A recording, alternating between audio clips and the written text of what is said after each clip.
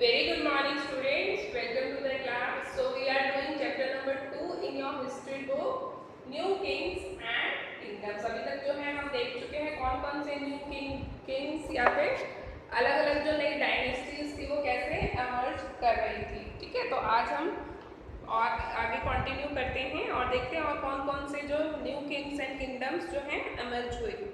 तो open your history books, page number 22, last paragraph. The successors of Vijayalaya conquered neighboring regions and kingdoms, grew in size and power. तो विजयालय के जो successor थे यानी कि जो आगे जो उनके वंशज थे, ठीक है, सक्सेसर्स वो होता है जो आगे राजा बनता है फिर उसके बाद राजा बनता है। ठीक है, तो ये क्या करा, इन्होंने आसपास के रीजन को भी जीत लिया। ठीक है, और अपने किंगडम को जो है साइज में और पावर में और ज़्यादा ग्रो कर लिया। The Pandyan and the Pallava territories to the south and north were made part of this kingdom. तो ये दोनों टेरिटरीज को साउथ और नॉर्थ में जो है इस किंगडम ने अपने पार्ट में जो है इंक्लूड कर लिया। Raja Raja I, considered the most powerful Chola ruler, became king in 985 and expanded control over most of these areas. तो जो राजा राजा फर्स्ट था, ठीक है, इसको सबसे पावरफुल चोला रूलर माना गया, जो कि 985 में किंग बना था और उसने जो ज्यादातर इन सारे एरियाज पे कंट्रोल एस्टेब्लिश किया था। He also reorganised the administration of the empire. उसने जो पूरा जो उसका एम्पायर था, जो उसका मतलब जो उसका शासन था, ठीक है, जो उसका राजमहल था, जो भी था, उसका जो पूरा एडमिनिस्ट्रेशन था यानी कि कौन मंत्री क्या देखेगा, वो सारे चीज़ों को उसने क्या है दोबारा से ऑर्गेनाइज किया। Raja Raja son Rajendra first continued his policies and even raided the Ganga valley, Sri Lanka and countries of South East Asia, developing a navy for these expeditions. अब जो राजा राजा का बेटा था राजेंद्र वन, उसने भी अपने जो है फादर की पॉलिसी को ही अपनाया और उसने जो है गंगा वैली, श्रीलंका और जितनी भी साउथ एशिया की कंट्रीज थी उन सबको जो है क्या कर लिया, उन सब पे कंट्रोल कर लिया। ठीक है, उन सबको जो है जीत लिया इसने।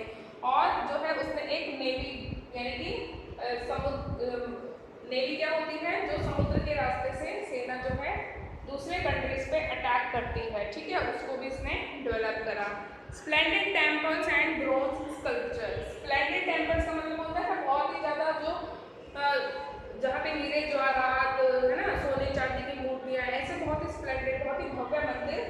और ब्रोंज के यानी कि तांबे के स्कल्पचर। स्कल्पचर क्या होते हैं, किसी चीज़ को जब हम घिस के उसमें से मूर्ति बनाते हैं उस चीज़ को हम स्कल्पचरिंग कहते हैं। ठीक है, जैसे कोई पत्थर है उसको घिस के आपने कोई मूर्ति बनाई तो क्या होगा, वो स्कल्पचरिंग होगी। ठीक है, the big temples of Thanjavur and Gangaikonda, Cholapuram, built by Raja Raja and Rajendra are architecture and sculptural marvels. तो जो राजा राजा और उसके बेटे राजेंद्र ने जो यहाँ पे टेम्पल्स बनवाए थे वो क्या है, वो क्या है यहाँ पे जो चोलापुरम में, थंजावुर में एंड गंगाईकोंडा में जो है बड़े बड़े उन्होंने जो है मंदिर बनाए, वो क्या है, are architecture and sculpture marvels. Chola temples often became the nuclei of settlements which grew around them. जो चोला के जो मंदिर हैं वो क्या बने, सेटलमेंट्स के न्यूक्लाई बने, यानी कि उनके चारों तरफ ही जो है सेटलमेंट्स यानी कि लोगों ने रहना शुरू कर दिया। These were centers of craft production। और ये सारे मंदिर जो हैं ये क्या बने, क्राफ्ट प्रोडक्शन का सेंटर बने, यानी कि अलग अलग तरह का क्राफ्ट, यहाँ पे क्राफ्ट का वर्क जो है यहाँ पे बनने लगा। Temples were also endowed with land by rulers as well as by others. The produce of this land went into maintaining all the specialists who worked at the temple and very often lived near it. Priests, garden makers, cooks, sweepers, musicians, dancers, etc. In other words, temples were not only place of worship, they were the hub of economic, social and cultural life as well. तो यहाँ पे आपको ये बताया जा रहा है कि जो मंदिर होता था तो जो मंदिर के आसपास की जो लैंड होती थी वहाँ पे जो है कुछ ना कुछ प्रोड्यूस भी करते थे, जैसे कि कुछ ना कुछ एग्रीकल्चर करते थे, और वो सारी चीज़ें जो हैं जो भी वहाँ पे प्रोड्यूस होता था, the produce of this land went into, जो भी वहाँ रहते थे स्पेशलिस्ट लोग होते थे मंदिर में जो रहते थे या उसके आसपास जो काम करते थे, जैसे कि प्रीस्ट हो गए, पादरी हो गए, माला बनाने वाले हो गए, कुक हो गए, जो सफाई करता था वो स्वीपर हो गए, म्यूजिशियन, डांसर, सब इन सबको मेंटेन करने के काम आता था। तो जो है ओवरऑल ये बता रहे हैं कि मंदिर सिर्फ एक पूजा का जगह ही नहीं थी, बल्कि क्या थी, ये इकोनॉमिक, सोशल और कल्चरल लाइफ का एक हब बन गया था। यानी कि इसके चारों तरफ, मंदिर के चारों तरफ एक जो है पूरा एक हब बना हुआ था सोशल, कल्चर और इकोनॉमिक लाइफ का। Amongst the craft associated with temples, the making of bronze images was the most distinctive. अब जो मंदिर से जुड़े हुए क्राफ्ट थे, उनके अलावा जो ब्रॉन्ज की इमेजेस, इस तरीके की जो इमेजेस बनाई जाती थी, अपने आप में बहुत ही अलग थी। Chola bronze images are considered amongst the finest in the world. जो चोला के टाइम पे, चोला किंगडम में जो ब्रॉन्ज की इमेजेस बनाई जाती थी, वो वर्ल्ड में सबसे फाइनेस्ट जो है मानी जाती हैं। While most images were of deities, sometimes images were made of devotees as well.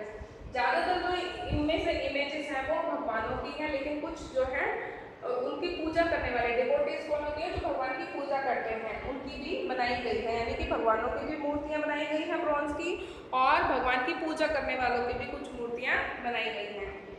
अब हम देखते हैं agriculture and irrigation. Many of the achievements of the Cholas were made possible through new developments in agriculture. जो चोला थे, उनकी जो achievement थी वो कैसे पॉसिबल हुई, क्योंकि उन्होंने एग्रीकल्चर यानी कि फार्मिंग में बहुत सारी न्यू डेवलपमेंट्स करी। उन्होंने नई नई चीज़ें वो फार्मिंग में, एग्रीकल्चर में लेके आए। Look at map 2 again, notice that the river Kaveri branches off into several small channels before emptying into Bay of Bengal। आप मैप 2 को देखेंगे और वहाँ देखेंगे कावेरी रिवर को। ओपन करो मैप 2।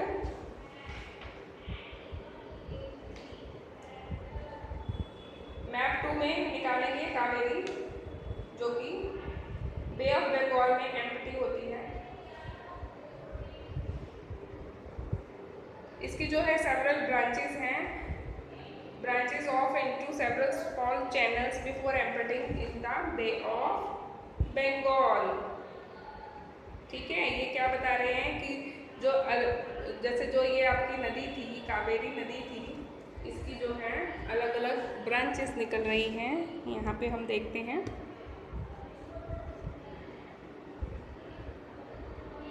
ये दिख रही है आपको कावेरी रिवर, ये this one is your Kaveri river. तो ये क्या है, छोटे छोटे चैनल्स में बट रहे हैं यहाँ पे। ठीक है, इसकी छोटी छोटी जो है चैनल्स बन रहे हैं, और फाइनली ये बे ऑफ बंगाल में जो है एम्प्टी यानी कि खाली हो रही है। ठीक है, तो ये आपकी कावेरी रिवर है। ठीक है, एक जिस तरह से एक डेल्टा बनता है ना, छोटे छोटे चैनल्स बन जाते हैं। These channels overflow frequently, depositing fertile soil in their banks। अब कभी कभी ये जो चैनल्स होते थे जो पानी के, ये क्या है, ओवरफ्लो हो जाते थे, यानी कि इनमें ज़्यादा पानी आ जाता था, तो उससे क्या होता था, फर्टाइल लैंड जो है उसके आसपास डेवलप होती थी। यानी कि जो नदी के किनारे होते थे उसके आसपास बहुत सारी एलुवियल सॉइल आ जाती होती है ना, जो नदी के साथ पानी में बह के आती है, और वो जो है डिपॉजिट हो जाती है नदी के बैंक्स पे, यानी कि किनारों पे, जिससे कि क्या है, वहाँ की मिट्टी बहुत ही उपजाऊ होती है। ठीक है, water from the channel also provides the necessary moisture for agriculture, particularly cultivation of rice. अब जो ये चैनल्स होते हैं, नदियाँ होती हैं, नदियों का पानी होता है, ये मॉइस्चर जो है मिट्टी में रखता है। ठीक है, जिससे क्या होता है कि कुछ ऐसी फसलें होती हैं जिनको मॉइस्चर पसंद होता है, जैसे कि राइस होता है, तो उसको उगाने में जो ये कंडीशंस फेवरेबल होती है, यानी कि मिट्टी जो हमेशा मॉइस्ट रहती है, गीली रहती है, नम रहती है, और जो कि चावल की खेती के लिए बहुत ही जो है फेवरेबल है। Although agriculture had developed earlier in other parts of Tamil Nadu, it was only from the 5th or 6th century that this area was opened up for large scale cultivation। देखो, तमिलनाडु के बहुत सारे parts में agriculture बहुत पहले से develop हो गया था, लेकिन सिर्फ 5th या 6th सेंचुरी में ही जो है जो है लार्ज स्केल पे यानी कि बहुत बड़े स्केल पे यहाँ पे कल्टीवेशन यानी कि खेती होने लग गई थी। Forest had to be cleared in some region, बहुत सारे, अब खेती अगर बड़े स्केल पे करनी है तो क्या करना होगा आपको, जो फॉरेस्ट है उनको क्लीन करना पड़ेगा, पेड़ों को काटना पड़ेगा, है ना, जमीन चाहिए आपको ज़्यादा खेती करने के लिए। Land had been levelled in other areas, बहुत सारी जगहों पे लैंड को लेवल में लाया गया, किस लिए, खेती के लिए। In the delta region embankments had to be built to prevent flooding and canals had to be constructed to carry water to the fields। अब जो है डेल्टा रीजन में बहुत सारे एम्बैंकमेंट्स यानी कि बहुत सारे जो है तट बनाए गए, एम्बैंकमेंट होता है तट, ताकि जो नदी का पानी बाहर ना आए नदी से और खेतों में ना घुसे, आसपास के लैंड में ना घुसे। और उसी तरह से बहुत सारी कैनाल्स बनाई गई, ठीक है, जिससे कि नदी के पानी को खेतों तक सिंचाई के लिए पहुंचाया जा सके। इन मैनी एरियाज में crops were grown in a year, बहुत सारी जगहों पे साल में जो है खेतों में 2 फसलें उगाई जाने लगी। अब यहाँ पे फिगर 5 देखेंगे। A 9th century sluice gate in Tamil Nadu, it regulated the outflow of water from the tank into the channels that irrigated the field। यहाँ पे क्या है, पानी को रेगुलेट किया जाता है खेतों में पहुँचाने के लिए, जो आपको इमेज दिखाई दे रही है यहाँ पे ये। In many cases it was necessary to water crops artificially, ऐसे में बहुत ज़रूरी था कि सिर्फ बारिश का ही पानी ना मिले बल्कि आर्टिफिशियली यानी कि कैनाल्स के थ्रू, जो दूसरे इरिगेशन के मेथड्स हैं उनके थ्रू जो है खेतों में पानी पहुंचाया जाए, क्योंकि हमेशा ही जो है रेन पे डिपेंड नहीं रह सकते थे वो। अब varieties of methods were used for irrigations in some areas where were dug, अब अलग अलग तरह के जो है इरिगेशन के मेथड यूज किए जाने लगे, कई जगह पे कुएं खोदे गए। In other places huge tank were constructed to collect rain water, और कुछ दूसरी जगह कहीं पे तो कुएं खोले गए, कुछ जगह पे बड़े बड़े जो है क्या बनाए गए, टैंक्स बनाए गए, जहाँ पे बारिश के पानी को इकट्ठा किया जाता था। Remember that irrigation works require planning, organising labour and resources, maintaining this work and deciding on how water is to be shared. अब ये सारा जो काम है यानी कि जो सिंचाई का सारा काम है, इसमें बहुत ज़्यादा लोगों को प्लानिंग करनी पड़ती थी, ऑर्गेनाइजिंग करना पड़ता था कि कौन आदमी क्या काम करेंगे, ठीक है, और कौन कितना पानी कौन लेगा, ये सारी चीज़ें जो है इनको मैनेज करनी पड़ती थी।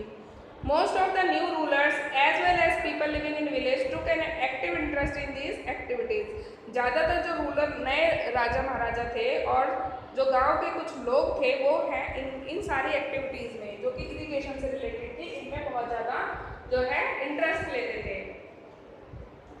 The administration of the empire, अब हम देखते हैं कि एम्पायर का जो राजा का जो शासन था, वहाँ एम्पायर था, उसका कैसे एडमिनिस्ट्रेशन यानी कि उसका सारा कामकाज कैसे हो रहा था।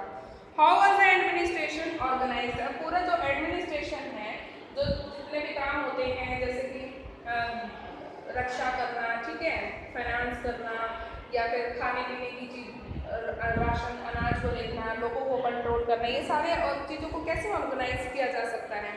Settlements of peasants known as ur became prosperous with the spread of irrigation agriculture। अब जैसे जैसे देखो एग्रीकल्चर बढ़ रहा था और जैसे जैसे सिंचाई के साधन बढ़ रहे थे, वैसे वैसे जो है पीजेंट के सेटलमेंट्स भी यानी कि जहाँ किसान रहते थे वो सेटलमेंट्स भी जो है ग्रो हो रहे थे।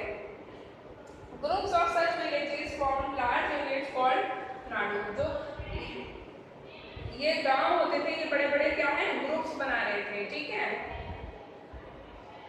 जिनको नाडू बोला जाता है। The village council and Nadu perform several administrative functions including dispensing justice and collecting taxes. अब जो ये नाडू होते थे या जो गांव की जो काउंसिल होती थी, ये मिलके क्या करते थे, अपना एडमिनिस्ट्रेशन चलाते थे, जिसमें कि क्या करते थे, ये जस्टिस भी देते थे, यानी कि अगर दो लोगों के बीच में कोई डिस्प्यूट हो गया है, ठीक है, तो उसको सॉल्व करते थे, जिस तरह से कोर्ट करती हैं, और जो है टैक्स को भी ये कलेक्ट करते थे।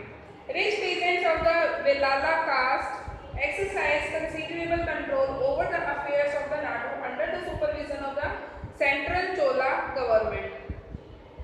जो वेलाला के कास्ट के जो अमीर जो किसान होते थे वो क्या करते थे, चोला राजा के अंडर ही जो है इन सारी चीज़ों पे कंट्रोल करते थे, यानी कि जो नाडू काम कर रहे थे सेंट्रल गवर्नमेंट के अंडर इन सबको वो कंट्रोल करते थे, एक तरह से मतलब इनके ऊपर हेड बने हुए थे वो। The Chola kings gave some rich landowners titles like Vivenda Velana, a villain or peasant serving 3 kings। जो चोला राजा थे वो जो बड़े बड़े जो लैंड ओनर्स होते थे, जमींदार होते थे, उनको अलग अलग टाइटल्स देते थे। ठीक है, जैसे कि ए वेलान और पीजेंट सर्विंग 3 किंग्स, एक किसान जो कि 3 राजाओं को सर्व कर रहा है। अरियार, अरियार का मतलब होता है चीफ। ठीक है, इस तरीके के जो है टाइटल जो है बड़े बड़े जमींदारों को दिए जा रहे थे। As markers of respect and entrusted them with important offices of the state at the center। मतलब इनको जो है एक तरह की रिस्पेक्ट देने के लिए कि हम आपको एक पद दे रहे हैं, एक टाइटल दे रहे हैं। ठीक है, तो इनको ये अलग अलग टाइटल दिए जाते थे और जो है अलग अलग ऑफिसेस की, इंपॉर्टेंट ऑफिसेस की इनको जिम्मेदारी दी जाती थी। ठीक है, अब यहाँ पे जो है आपको अलग अलग जो है टाइप्स के लैंड दिए हुए हैं। Chola inscriptions mention several categories of land. जो चोला के इंस्क्रिप्शंस हमें मिली हैं उनमें अलग अलग तरीके के लैंड बताए गए हैं। वेलान वागई है लैंड ऑफ नॉन ब्राह्मण पीजेंट प्रॉपर्टीज। ऐसे लोग नॉन ब्राह्मण यानी कि ऐसे लोग जो कि ब्राह्मण नहीं है, उनकी जो पीजेंट प्रॉपर्टीज है, उनके जो संपत्ति है उसको वेलान वागी कहा जाता है। ब्रह्मदेया, ब्रह्मदेया क्या होता है? लैंड गिफ्टेड टू ब्राह्मणस, जो कि ब्राह्मणों को गिफ्ट में लैंड मिलती है उसको। Shalabhoga, land for the maintenance of a school, यानी कि ऐसी लैंड जहाँ पे स्कूल बनाया जाता था उसको बोलते थे शलाभागा होगा। देवादाना, लैंड गिफ्टेड टू टेम्पल्स, यानी कि जो जमीन मंदिरों को दान में दी जाती थी।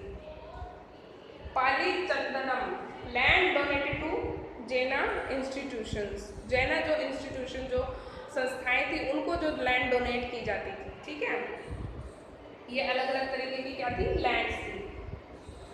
We have seen that Brahmanas often received land grant or Brahmadeya. As a result, a large number of Brahmana settlements emerged in the Kaveri Valley as in other parts of the South India। अब जो ब्राह्मण होते थे उनको क्या है? जमीन gift में दी जाती थी। तो क्या हुआ? धीरे धीरे जो कावेरी नदी है और जो साउथ इंडिया का अलग अलग पार्ट है वहाँ पे ब्राह्मणों के बहुत सारे सेटलमेंट्स, यानी कि उनके घर बार जो है वहाँ पे बनने लगे, क्योंकि उनको बहुत ज़्यादा लैंड यहाँ पे गिफ्ट में मिलती थी। ईच ब्रह्मदेया, ईच ब्रह्मदेया क्या है? ऐसी लैंड जो ब्राह्मणों को गिफ्ट में मिलती थी। Was looked after bye N assembly और सभा और प्रोमिनेंट ब्राह्मणा लैंड होल्डर्स। उसकी देखभाल कौन करता था? एक असेंबली करती थी, या फिर जिसको हम सभा बोलते हैं वो करती थी। किसकी सभा? प्रोमिनेंट ब्राह्मणा लैंड होल्डर्स की, यानी कि जो मुख्य ब्राह्मण होते थे, लैंड ओनर्स होते थे, लैंड होल्डर, ऐसे ब्राह्मण जिनके पास लैंड होती थी, ऐसे प्रोमिनेंट ब्राह्मण जो हैं इनकी देखभाल करते थे। These assemblies work very efficiently। अब जो ये असेंबली यानी कि ये जो सभाएं होती थी ये बहुत ही एफिशिएंटली यानी कि बहुत ही अच्छी तरीके से काम करती थी। Their decisions were recorded in detail in inscriptions। जो हमें इंस्क्रिप्शंस मिली हैं उनमें जो है इन सब के कामों को बहुत डिटेल में जानकारी हमें मिलती है। Often on the stone walls or temples। ज़्यादातर ये कहाँ है इंस्क्रिप्शंस? मंदिरों की दीवारों पे जो है पत्थर की जो दीवारें हैं मंदिरों की वहाँ पे मिलती है। Associations of trade known as nagarams also occasionally performed administrative functions in town. अब शहरों में जो है एडमिनिस्ट्रेटिव काम और कौन कर रहा था इनके अलावा? कुछ जो ट्रेडर्स, व्यापारियों की कुछ एसोसिएशन यानी कि व्यापारियों के कुछ ग्रुप होते थे वो भी एडमिनिस्ट्रेशन को देखते थे, जिनको नागाराम्स कहा जाता है। Inscriptions from Uttar Mayur in Chengalpattu district, Tamil Nadu provide detail of the way in which the sabha was organized। तो तमिलनाडु की जो जगह है वहाँ पे हमें एक इंस्क्रिप्शन मिली है जिससे हमें पता चलता है कि ये सभा जो है किस तरीके से ऑर्गेनाइज होती थी। The sabha had separate committees to look after irrigation works। अब सभा में क्या है? अलग अलग कमेटीज बनाई गई थी। कुछ कमेटी तो जो है इरिगेशन यानी कि सिंचाई के काम को देखती थी, कुछ जो है गार्डन्स के काम को देखती थी और कुछ टेम्पल्स के काम को देखती थी। Names of those eligible to be members of these committees were written on small tickets of palm leaf. अब जो पाम का पत्ता होता था उसकी छोटी सी टिकट बनाई जाती थी और उस पर उन एलिजिबल यानी कि जो योग्य लोग होते थे जो कि इन कमेटीज के मेंबर बनने के,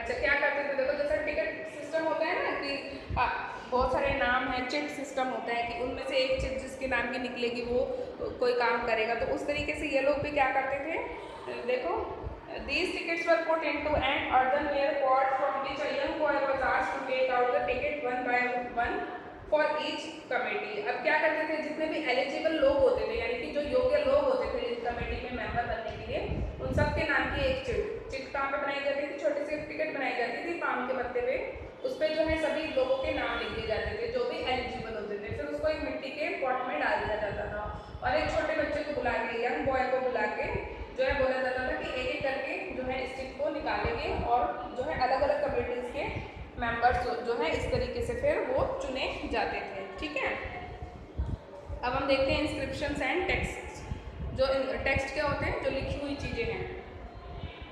who would be a member of a sabha, the Uttaramerur inscription lays down. अब एक हमें जो इंस्क्रिप्शन मिली है वो हमें बताती है कि मेंबर कौन हो सकता है सभा का। All those who wish to become members of the sabha should be, जो भी लोग मेंबर बनना चाहते हैं सभा का, उनके पास क्या क्या होना चाहिए, owner of land from which land revenue is collected, ऐसी लैंड के मालिक होने चाहिए, ऐसी जमीन के मालिक जहाँ से टैक्स कलेक्ट होता है। They should have their own homes, उनके अपने घर होने चाहिए, यानी कि एलिजिबिलिटी है कि अगर आपको मेंबर बनना है तो आपके पास ये सारी एलिजिबिलिटी जो है आपको फुलफिल करनी है। They should be between 35 and 70 years of age, 35 से 70 साल के बीच की उनकी एज होनी चाहिए। दे should have knowledge of the Vedas, यानी कि वेदों की उनको नॉलेज होनी चाहिए। दे should be well versed in administrative matters and honest, यानी कि जो भी प्रशासनिक काम काज हैं उनको अच्छी समझ होनी चाहिए और वो ऑनेस्ट भी होने चाहिए।